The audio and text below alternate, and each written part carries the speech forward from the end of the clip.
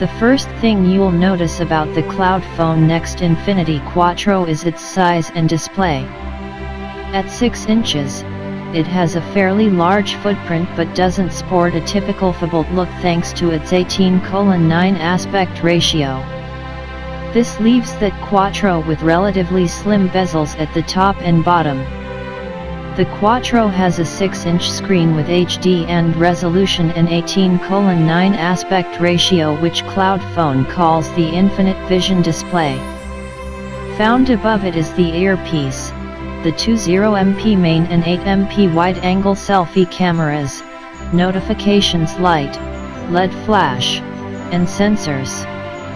The Quattro uses on-screen navigation keys, so the bottom part is devoid of any physical buttons.